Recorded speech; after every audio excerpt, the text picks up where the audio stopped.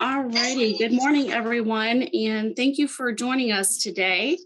Today we have Dr. Jon, I'm sorry, Elias. Elias. Um, Today, Dr. Jon Elias is going to speak with us about the use of antibiotics, the proper use this cold and flu season. He is the medical director for the Altman Now Urgent Cares. He attended and graduated in 1989 from the Ohio State University Medical School with the focus in family medicine. He's held various positions throughout his career. He started as a family practice provider in Oregon and returned to Ohio to teach at the medical school and residency programs. Today, he serves on the Canton City Health Department as the medical director. Thank you so much for being here today with us. Welcome. Thanks. All right.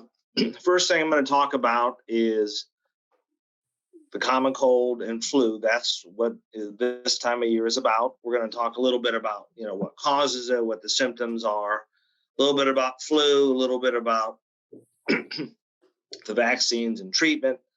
And then I'm going to go, into some of the use of antibiotics, because that's become a increased concern in many years, for the last few years especially, but for some time, because the antibiotics are not being used appropriately, and because of that, they're not as useful, they're not as effective as they used to be. So the first thing we're going to talk about is the common cold. So cold really is not a good terminology for a cold. It's really a viral upper respiratory infection.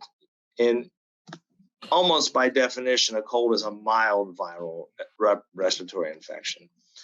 It got called cold because, at least in this area of the country, it happens when it starts getting cold. We see a lot more of it. Now, we don't know exactly why that is the case, but a lot of it has to do with probably people congregating inside. And also at the same time, schools have restarted, and there's a lot of children that are, cooped together in a confined area, and therefore they spread this more often.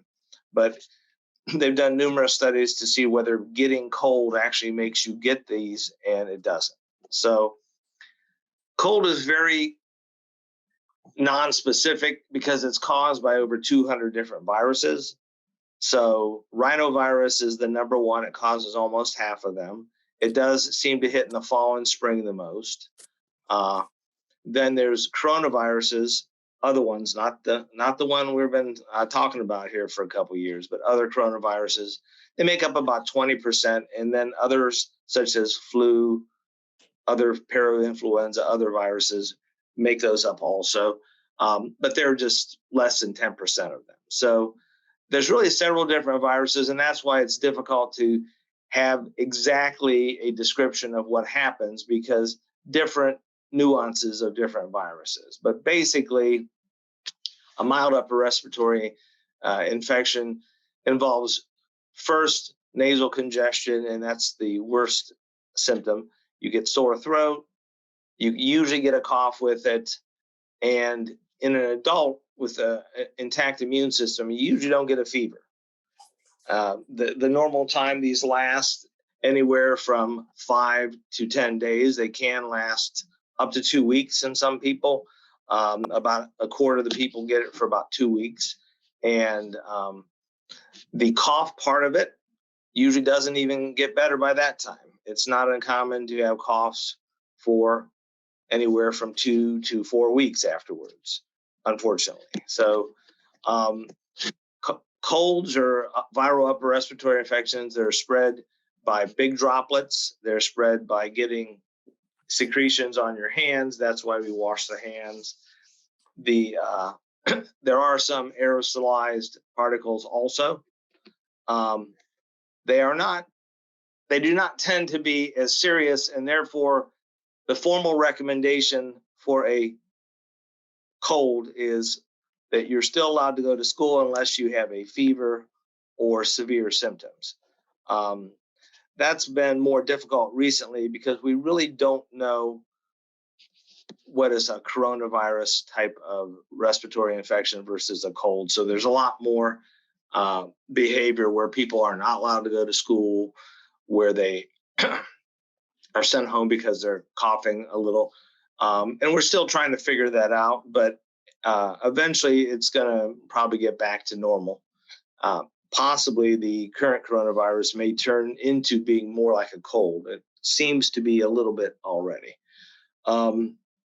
You're certainly at risk if you are go to attend, if a child goes to a daycare, or if somebody works at a daycare, if you're at schools, if your immune system's low, if you are under psychological stress, sometimes that can add to getting this. Again, poor sleep might be a risk factor for it. But mainly it's if you get run down, you're at a higher risk for it. As far as this mitigating the spread, I mean, there's not been good mask studies done. It's intuitive that if you're coughing and there's a lot of particulate, that masks are probably helpful in controlling the spread, but good hand washing is also one of the mainstays of this. One of the things we get is when people have a cold, they'll say, hey, I had some drainage, but now it's turning yellow-like in nature, and that must mean it's, bacterial, more serious. And that really is not the case. The color of the nasal secretion or the cough is not indicative whether it is bacterial or viral in nature.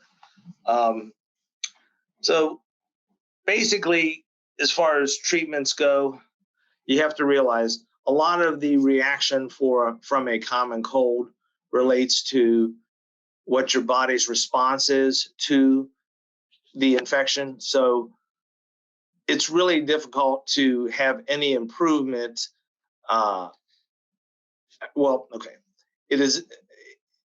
Treatments do not affect how quickly you get better. They can just improve your symptoms.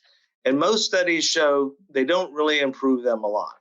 I will have patients come to me and say, hey, I got a head cold. I took some, name it Dayquil yesterday. I'm not better. So I think it's probably, a sinusitis or something like that. I don't expect a cold medicine to make it get better quicker in any way. I expect that they may help your symptoms, but we have to be realistic. They don't help them very much. Cough medications have minimal effect, whether they're prescription, such as codeine mixtures, do not work any better than dextromethorphan mixtures. And honey seems to work just as well. And for kids, except those under age 1, that's one of the treatments you can use for the cough part of this. Decongestants do help. In particular, pseudoephedrine seems to be a little better than the phenylephrine. Pseudoephedrine is the one you have to sign for. It is not more dangerous. It is rather something that, has been used in the past, to make drugs basically. And that's why you have to sign for it. But it is not more dangerous and seems to be more effective, in particular in mixture with an antihistamine. Antihistamines in and of themselves are not helpful. And there is a spray, ipratropium bromide spray, that is good for nasal drainage. But basically, you want to stay hydrated. You want to use ibuprofen or Tylenol to control fevers and ache and pains and fatigue, which you don't tend to get as much with colds. And you want to ride it through. You want to drinking sometimes warm liquids will help soothe your throat. Lozenges will help soothe your throat. But there's no magic cure. You usually just have to get through it. Now, as far as influenza, that's different than the common cold, which there are several viruses that can cause it and can be a little bit different. As far as a influenza goes, that is caused in particular by just the influenza virus. And there's type A and type B. And then there's actually a type C. It's not very common, but occasionally it will come out. When I mention the vaccines later, the vaccines are now generally there are 2 strains of type A and 2 strains of type V, which we will use. Let's turn this off.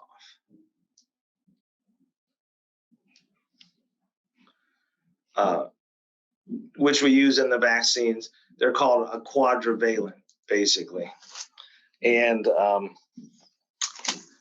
those particular viruses are similar to what you would think of a common cold, but everything about the flu is worse. So with a flu, you tend to get, in particular, fevers, and they can be quite high even in adults. You get severe achiness, severe fatigue, headache, and general malaise, along with usually sore throat, nasal congestion, cough.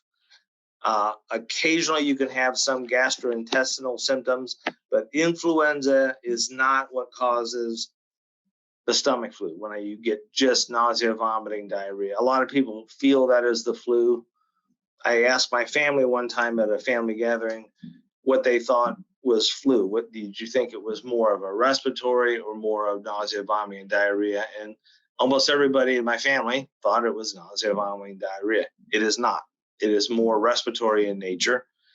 So everything that is related to colds, as far as nasal congestion, cough, sore throat, is also usually involved with flu, with the addition of high fevers, severe headache, sore muscles, fatigue.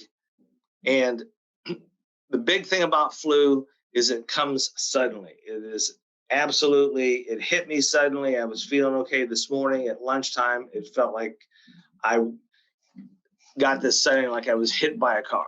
I mean, that's what people tell me all the time.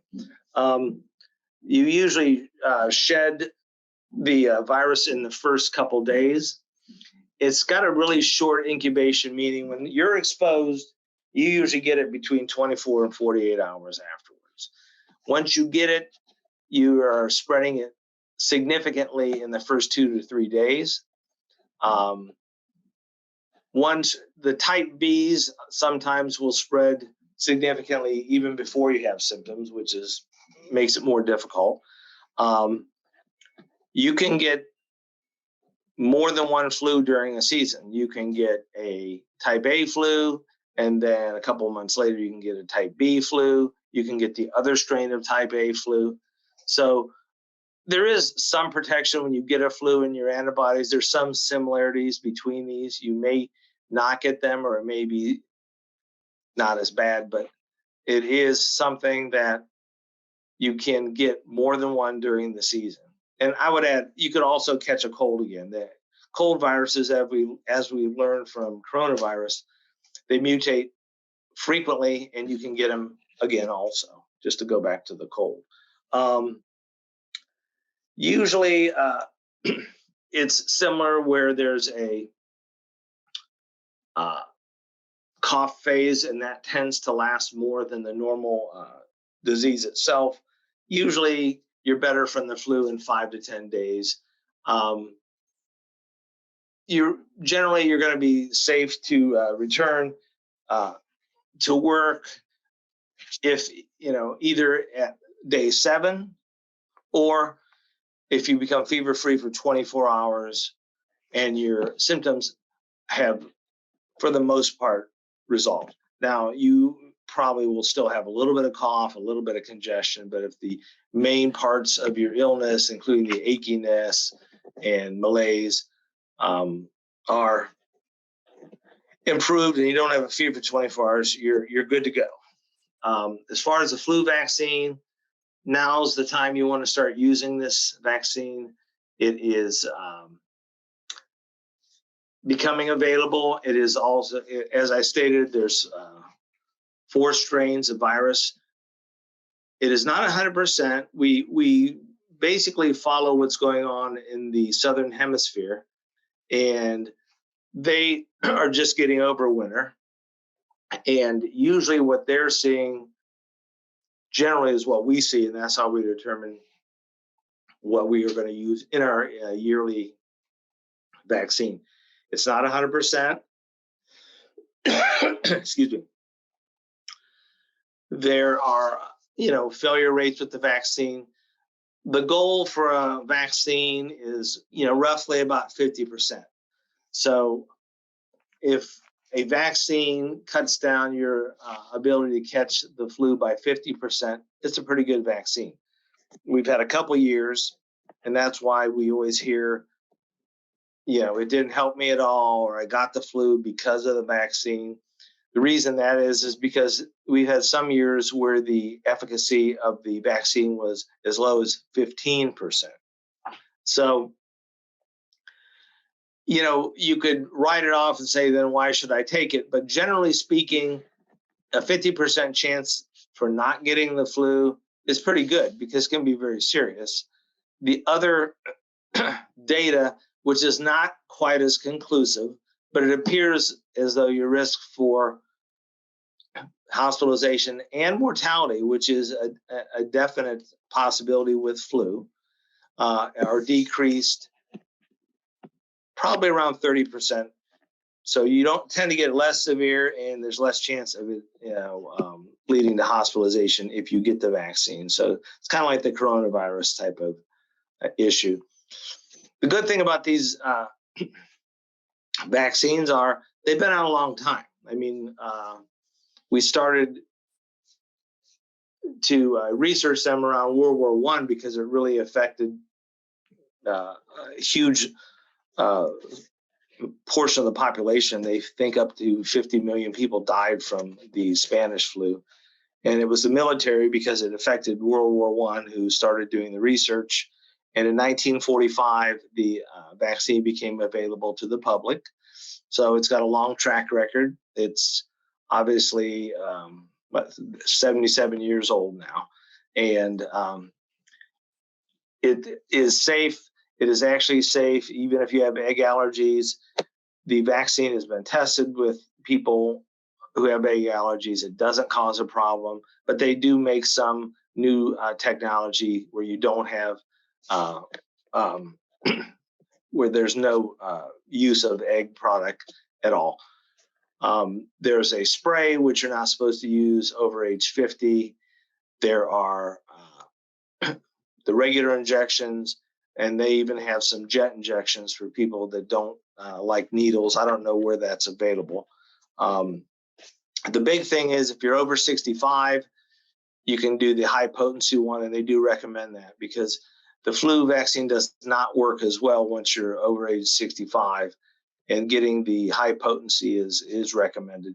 They also recommend flu shots for anybody in a nursing home. They recommend them for people, children under age 2, and under age 5, but especially under age 2. If you're in a field where you work with people, like the medical field, who may be in the susceptible range of severe illness, then you should give that to them. We do have good testing for flu. Again, for colds, you don't test for them, but for flu, we do test. And during a flu season, they really only recommend if there's any difference in your treatment to test. Once you know somebody has flu and it's in the population, if there's no difference in your treatment or no risk factors, you can just diagnose them with the flu. The tests are pretty good, but the PCR tests, and you've probably heard about them with coronavirus, are better than the antigen tests, but most doctor's offices are going to do the antigen test. It has its usefulness, but if you are diagnosed with the flu and you say the doctor didn't test it, that's okay. That's what they recommend, actually, depending on whether it will change your treatment. There are also antivirals, and these have been out a long time, and they can be very useful. Again, it's the same group of people. If you're going to use, if you're going to use the antivirals, that's the group where you're going to want to go with under age 5, over age 65 in a nursing home, and actually minorities, you would use that status. Actually, the vaccine, I'm sorry, is recommended. I don't know, I got to the treatment part. The vaccine is recommended for everybody over age 6 months of age. So they recommend that for everybody. The treatment is for under age 5, over age 65 if you're at a nursing home, if you have significant medical conditions, heart disease, lung disease, kidney disease, and certain populations, Hispanic, African American, and indigenous populations do have it more severe, and you would want to consider treating that. Otherwise, if you're not in that group, talk it over with your doctor. Ask about the risks and benefits of the oral treatment and or the nasal treatment if you're under age 50, and see whether it's something you want to take. Actually, it's inhaled for the treatment. The nasal is the vaccine. Sorry, little mess up. You certainly can use that in that population of people if they really have a severe case and they want it. It does work, but it really only, in a healthy person, you get better about 1 day quicker. And, if you're better in a week, then maybe you'd be better in 6 days. There isn't a big difference, and therefore that's why you have to discuss that. As far as treatment goes, that's been an issue. So just to go over a few things, the common cold, they've never recommended treating it with an antibiotic. The viruses do not respond to antibiotics. It doesn't matter whether you have nasal drainage that is yellow or clear. It is not effective for that. Now, there's 4 conditions that we use antibiotics in. One is ear infections, and the other is strep throat. The other is pneumonia, and then there's sinusitis. So I'm going to touch on them briefly. Obviously, a pneumonia can be quite serious, whereas you can get a viral pneumonia like we can get with flu and coronavirus. Generally speaking, if you're sick and you have a pneumonia that includes fever, hearing something bad on the examination of the lungs, by the physician, as well as a chest x-ray showing one, that you're going to get treated with an antibiotic. Ear infections, generally speaking, are treated with an antibiotic. Certainly kids with mild infections, you can give it a couple days. They usually resolve, about 80% do within the first 24 to 48 hours without antibiotics, but generally those are treated. As far as sore throat goes, about 90% of sore throats are caused by viruses. So when people come in and they have symptoms of it, in the back of your head, you have to realize only 10% of these are caused by strep. Strep is the only cause of sore throat that they recommend treating with an antibiotic. You're supposed to examine the patient, and if they have a certain set of risk factors, then do a test. If the test is negative in an adult, then you don't treat it with an antibiotic. If you're highly suspicious, you can send a culture. In a child, if the test is negative, you still are supposed to always send a culture, but only treat if it shows strep. The last and the most difficult would be sinusitis. Sinusitis is very similar to a head cold. When you get a viral URI or head cold, generally you get a congestion of your nose. 80% of the time to 90%, it is the sinusitis is caused by a virus. Also, they only recommend treating under certain circumstances, and even with that, the treatment success rate is not very high. So if you've had a cold, you're supposed to give it about a week and a half to get better. Give it 10 days. If it's still congested, it's reasonable to try an antibiotic, although the success rate is still less than 50% that it will help you get better any quicker.